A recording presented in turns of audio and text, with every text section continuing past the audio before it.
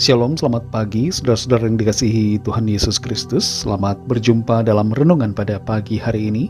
Kita bersyukur karena kasih kemurahan Tuhan memampukan kita untuk ada sampai hari ini.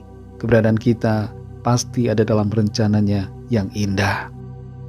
Sebelum kita mendengarkan renungan firman Tuhan, mari kita berdoa. Bapa Sorgawi, Bapa dalam nama Tuhan Yesus Kristus, kami bersyukur untuk pagi hari ini. Kembali kami boleh bangun, diberikan nafas hidup. Semua ini adalah kemurahan Tuhan. Kami percaya Tuhan menyediakan hal-hal yang baik bagi kami. Pada saat ini kami mau mendengarkan sabda firman-Mu. Jamah hati kami Tuhan, agar kami mengerti dan taat pada setiap kehendak-Mu. Dalam nama Tuhan Yesus kami berdoa. Haleluya. Amin. Saudara yang dikasihi Tuhan, ayat renungan kita pada saat ini terdapat dalam Injil Yohanes pasal 21 ayat 25. Tertulis demikian. Masih banyak hal-hal lain lagi yang diperbuat oleh Yesus. Tetapi jikalau semuanya itu harus dituliskan satu persatu, maka agaknya dunia ini tidak dapat memuat semua kitab yang harus ditulis itu. Saudara yang dikasihi Tuhan, Alkitab merupakan kitab suci paling tebal dibandingkan dengan kitab-kitab yang lain. Dan beberapa bagian di dalamnya merupakan manuskrip tertua dalam sejarah dibandingkan dengan kitab-kitab lain. Dalam Alkitab terdapat total 31.171 ayat, 773.746 kata, 3.116.480 huruf. Alkitab hanya ada satu, tapi ada banyak sekali terjemahan Alkitab dalam berbagai bahasa di dunia, termasuk dalam bahasa-bahasa suku yang sangat terpencil. Satu-satunya kitab yang paling banyak diterjemahkan adalah Alkitab, mengalahkan berbagai kitab lain atau buku apapun yang terlaris yang ada di dunia ini. Alkitab dituliskan oleh ilham Roh Kudus, oleh para penulis Alkitab yang digerakkan oleh Tuhan. Penulisannya dilakukan di atas berbagai bahan manuskrip dengan tinta khusus di masa lalu.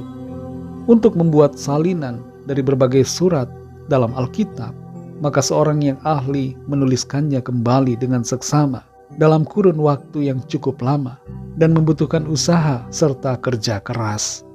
Tujuan penyalinan adalah untuk menjaga kelestarian Alkitab dan untuk menyebarkannya kepada jemaat-jemaat di berbagai wilayah. Alkitab pertama kali dijadikan dalam versi cetak dengan menggunakan mesin di kota Mainz, Jerman, oleh Johann Gutenberg pada tahun 1455. Sampai saat ini kita dapat membaca Alkitab karena Allah sendiri telah menjaga kelestariannya, supaya kita yang membacanya menjadi percaya kepadanya. Dalam Yohanes 21 ayat 25 ini tertulis, masih banyak hal-hal lain lagi yang diperbuat oleh Yesus. Tetapi jikalau semuanya itu harus dituliskan satu persatu, maka agaknya dunia ini tidak dapat memuat semua kitab yang harus ditulis itu. Apa yang diungkapkan oleh Rasul Yohanes di sini menunjukkan bahwa betapa banyaknya karya dan tindakan ajaib dari Tuhan Yesus yang tidak tertulis.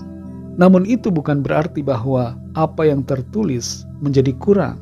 Sebaliknya, apa yang tertulis itu sudah cukup untuk memberikan kita pengetahuan dan pemahaman tentang siapa pribadi Yesus Kristus yang telah datang 2023 tahun yang lalu.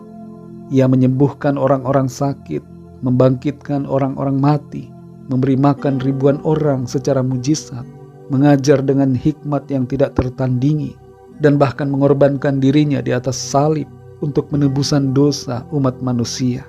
Ia bangkit pada hari yang ketiga, menampakkan dirinya sebagai bukti bahwa dia hidup, dan ia naik ke sorga serta memberikan Roh Kudusnya. Semua yang tertulis itu adalah cukup untuk kita. Sekalipun ada orang-orang yang menuntut adanya informasi lain dari kehidupan Tuhan Yesus, tapi semua yang sudah tertulis adalah cukup.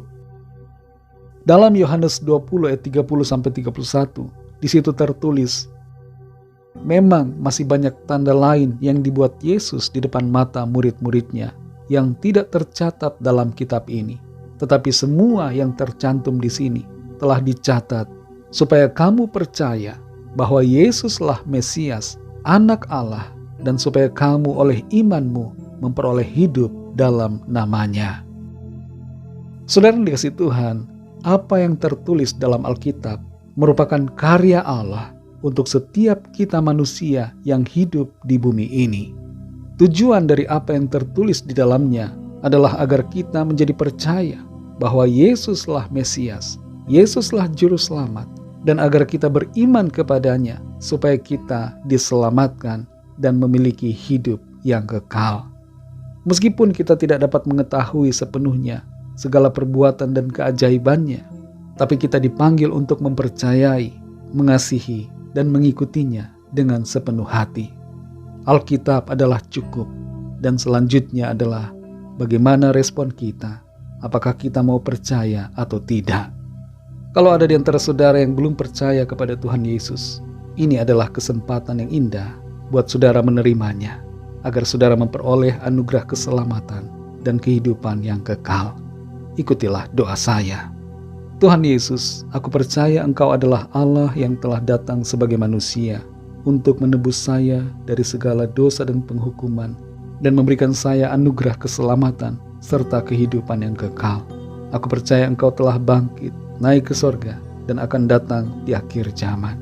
Ampunilah segala dosaku dan terimalah aku Tuhan sebagai anak-Mu. Terima kasih Tuhan Yesus.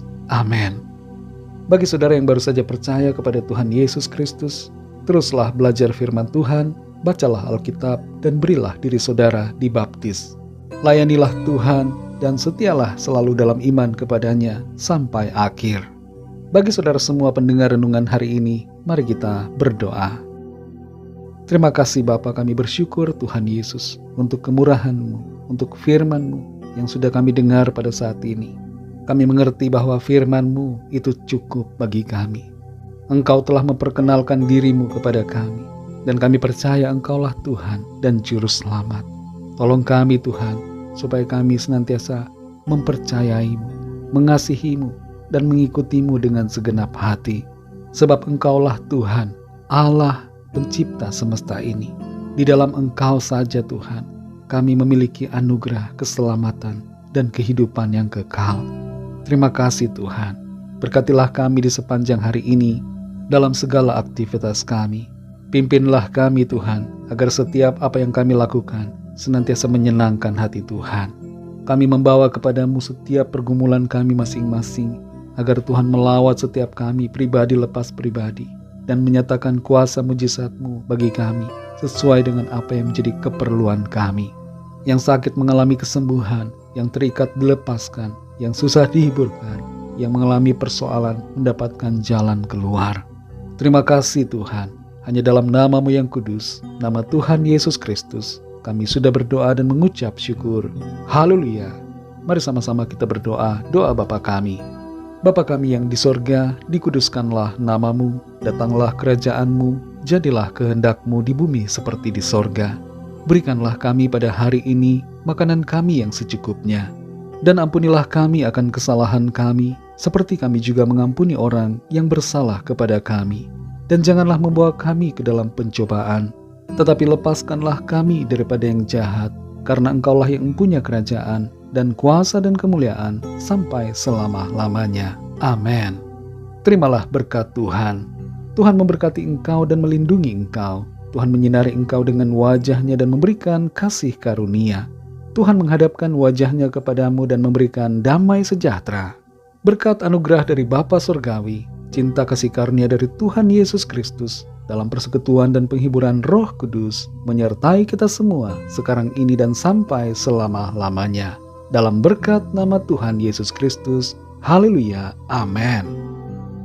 Puji Tuhan, saudara yang dikasihi Tuhan, saya percaya firman Tuhan menjadi berkat dan kekuatan buat saudara semua. Dan Roh Kudus akan menolong saudara untuk lebih lagi memahami kebenaran firman Tuhan.